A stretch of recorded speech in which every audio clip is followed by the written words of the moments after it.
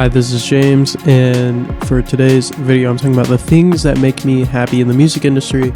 Now, I am sick right now, so this is going to be probably a little more rambly and not as clear, I guess, as my other videos, although they aren't very clear and concise either. Just a reminder, I do have music out there, and there is stuff on the way. I can say that now. There is stuff on the way too, better stuff.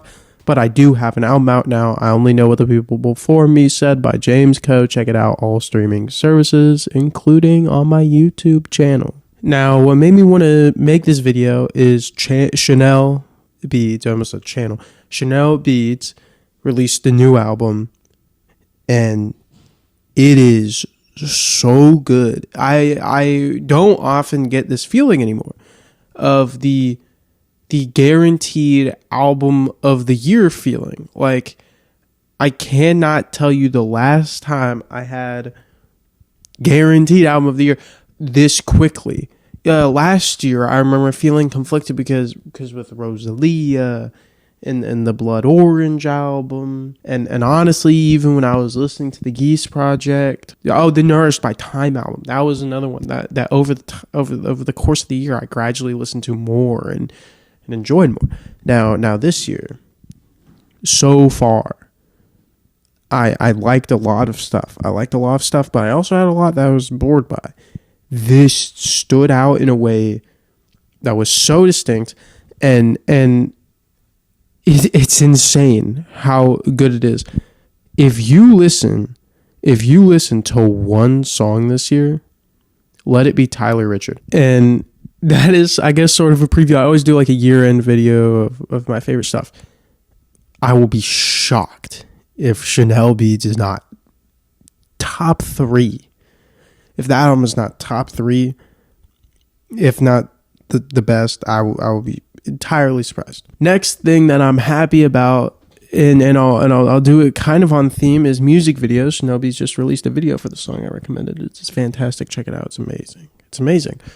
But music videos are back in a big way. Things I'm happy about in music right now, this is maybe, honestly, I said the Chanel Beats because it's the highest, like, it's the best thing. But like, really, my personal favorite thing that's back is music videos are back in a massive way. And I have a few things I want to say about that, because I really think credit should be given to certain people for bringing it back, because obviously in the underground, music videos are done more a different way, right? That being said, it did become less of a thing in the mainstream, and there are certain artists who brought it back. And while, yes, obviously you have people like a Post Malone or a Taylor Swift or a Bruno Mars, they're always going to be making music videos because anything they do will make money. Even if the music video doesn't make money because the budget's massive, the song is getting crazy streams regardless, so it's a safe bet. But with Sabrina Carpenter, who has continually made fantastic music videos, regardless of what you think of her music. I mean, I'm not even the biggest fan. I think sometimes it can be pretty bland. But her music videos are like a massive step above almost everyone else's. I mean, it's insane. You also have someone like Charli XCX, who, even with her recent rollout, not landing the best with her fans, which I think is fine. I don't think she cares anymore. You know, she kind of achieved everything you want to in a career now, so it's clearly more for her now. Regardless, her music videos are fantastically good. Like, they are such quality, and that's when you're just talking about like pop music. And when you go below that, I mean, Yung Lean and FKA Twigs, both as artists, have been great at making videos throughout both of their careers. But more specifically now, it's like I mean, Yung Lean's short film thing, I didn't even like those 2 songs, and yet I loved the video, the short film video thing that came out with it. And obviously, like, FKA Twigs, a little different, because I guess that's like 2025, but like, it's emblematic of a lot of great trends going on in terms of improving quality of work. Fake Mink is another example of making amazing music videos, and I know I made a video on Fake Mink, so please check that out if you care about my thoughts deeper on this. But Fake Mink went from like the most hyped rapper in the world, weirdly enough, randomly, kind of randomly, like in the underground world, I should say. It went from most hyped to he releases an album that he says is going to be challenging to most, like, everyone's calling him overrated. Everyone's calling him overrated. He went from like so hyped to overrated in that quickly. No one gave that album a chance to live. And then now that it's had a chance to live, I've seen so many people start talking about how it's actually really good. Yes, it is. And when you look at the visuals, it's fantastic.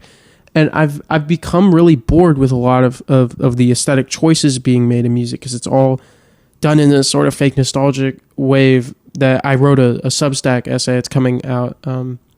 Actually, it's already out, especially by the time this video is out. So I'll link it in the description.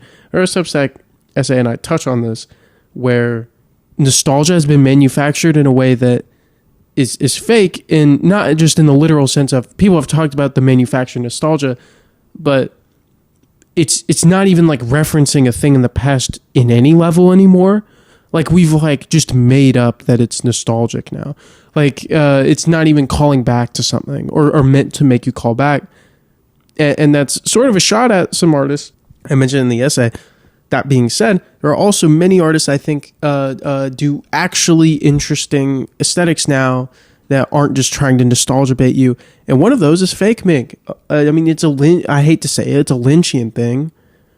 When you look at the whole like girls dancing in the silhouette, that's Mulholland Drive. You know, it's interesting to me what he's doing and his ambition. I think that level of ambition is a good thing right now for that scene. Other thing that makes me really happy in music this year is Xavier So Based finally getting taken seriously, and that whole scene getting taken seriously. Suvi's getting taken more serious. Young Iman even.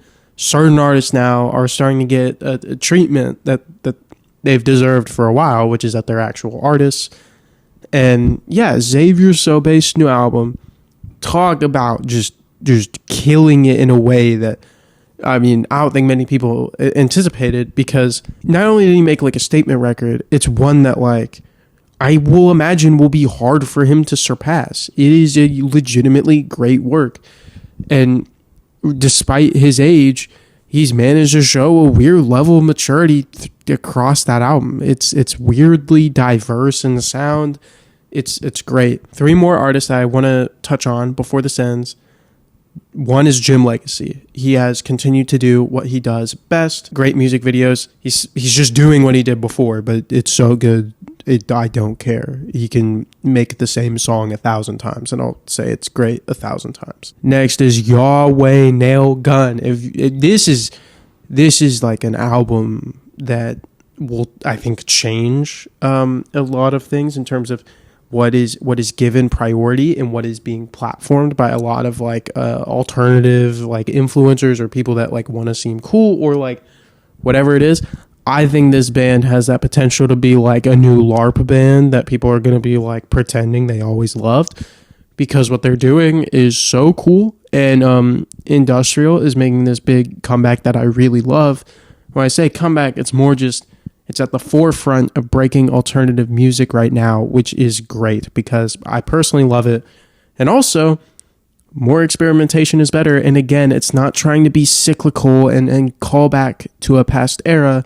It's making something new that sounds interesting. And that ties in to the last artist I want to talk about, Mandy Indiana, who is 1,000% just doing like that industrial wave mixed with Death Grips, mixed with Bar Italia, if you want to throw them in, mixed with anybody. I mean, it is insane that we have music like that coming out in 2026. So much to be excited for in terms of the influence, how that will change what bands do.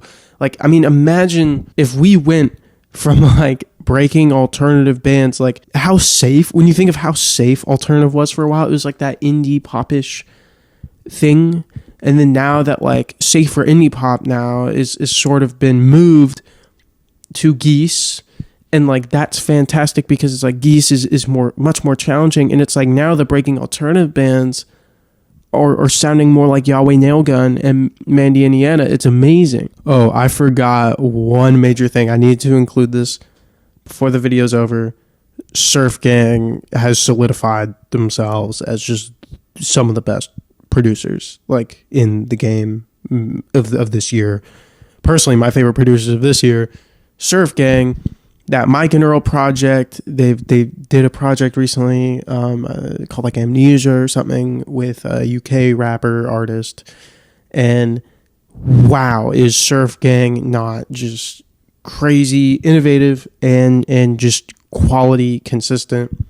And it just reminds me of how the broader like that sort of scene is changing, which I think is really good. Like the shift away from The Alchemist into this sort of sound is really, really promising. I finished this video without talking about Luke Man or Luke Man, whatever his name is, and without even mentioning a lot of artists I love that have been doing stuff recently. Didn't even mention Jump Source. You know? That being said, thank you for watching. Please, please, please have faith in new music and for the potential for artistic development. Subscribe, like, comment. Let me know what makes you feel inspired and happy about the state of music in 2026.